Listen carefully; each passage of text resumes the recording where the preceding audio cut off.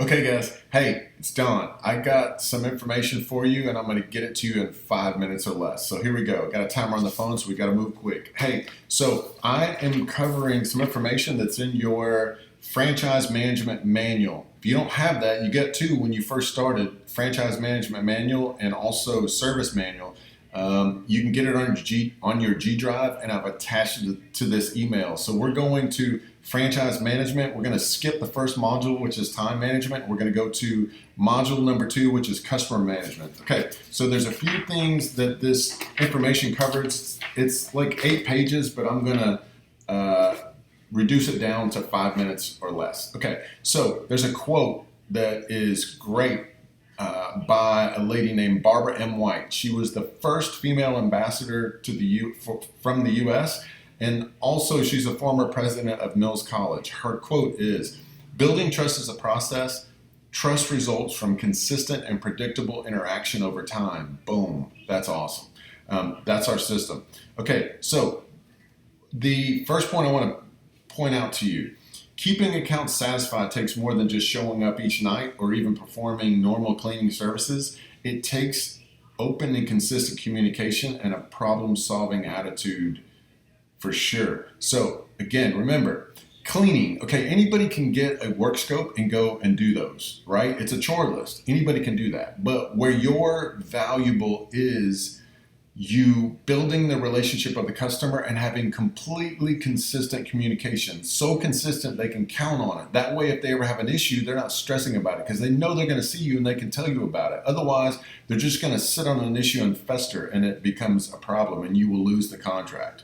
When issues come up, the quickest way to lose a contract is to not communicate or be available to communicate with the client. So you may encounter issues when you're servicing accounts. This is the most common. You always let the client know and you follow up the next morning. So issues in buildings, it could be maybe you show up and there's no water. Maybe there's no lights. Maybe an accident happened, or I don't know, something's going on in the building. You couldn't access a certain part of the building. You right away need the client know, let the client know right then. Text, email, you can call their office phone, leave a voicemail at their office. You can call them, but you need to let them know. That's not an option. You have to let them know right then, not the next morning. The next morning is going to be the morning that something, all hell breaks loose and you won't get a chance. And then the client comes to the office and they figure out something happened and they're not going to understand and they're going to be upset. So don't do that. Also, you got to let operations know. Let us know, because if there is an issue in the building and you let them know that night, and you go see them in the morning and they're amped up, they're frustrated, and you need me to come help you. I need to know. Don't put me in a situation where I go out to see a customer and you didn't let me know, and I'm like, that's not going to help with the customer, right? We're a team. We need to be unified. So let the customer know. Let operations know. Also, logbook. So one of the communication tools is your logbook. Now, here's the funny thing. Some people, they don't like it and they don't want to use it, franchisees. And I see franchisees using it, but the client doesn't use it. And one of the funny things is usually it's the franchisee that writes the same thing in the note every night. Service done, no problems. Stop by to see you. It's the same thing every single night. Well, of course the client's not going to go in the morning, go look and see, hey, did they leave me a note, or even read it. They can see it from walking up to the chair. If it's open in their chair, they're going to see it. They go, whatever. Don't do that. What you do get a lot of value from that will help you tremendously, write in the logbook every time you do something extra for free. That is what you should be using it for. And come on, every one of you guys do at least a couple things for free every night in your buildings. And if you do them and you do not point it out to the customer, you're never going to get a return from that. You're never, ever going to get value from that. So use your logbook appropriately, and it will be a good tool that the customer will feel glad that they have if you use it appropriately. Okay.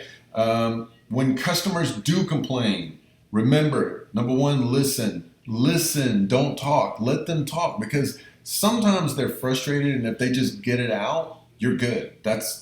You're going to be done. Okay. Also, repeat what you heard. So when they bring an issue to you, repeat it back to make sure you did understand clearly. The other thing is, have them show you what it is. If there's an issue, you guys, we're in the image business. We have to see it. You can't take a cell phone picture or a note about an issue. You have to tell the client, show me. All right. And then the last thing, offer solutions, right?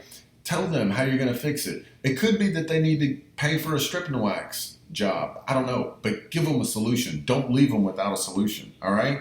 The other thing is be accessible. And then number 9, save. Okay. The last point is you can have 2 different franchisees cleaning the same types of buildings. Everything is exactly the same. The franchisee that is always communicating with the customer on a consistent basis, so consistent that the customer can count on it, will easily keep that business. The person that doesn't, maybe they just go see them once a week, they don't use the logbook. When they go see them, maybe they skip a week here, they're not consistent, that person will lose that business. Why? Because the customer wants to know you care. That's the bottom line. And when you show up and you're consistent in your approach to how you service them, they're going to trust you. Once they trust you, you will not lose that business. That is the name of the game. I hope this helped. If there's anything I can do better, maybe more information or a better way of doing this, I don't know if Zoom calls and all of us being live, whatever it is, I don't care what you guys need from me as far as how I get this to you, but I do want to offer some training. I'm going to start going back through the service manuals. I'm not going to read them verbatim because that's not going to help. I'm just going to try to condense it down into a brief 5-minute or less video. So I hope you like it. If not, let me know. If you did, let me know, and let me know what I can do better. I appreciate you guys. Hope you guys have an awesome week.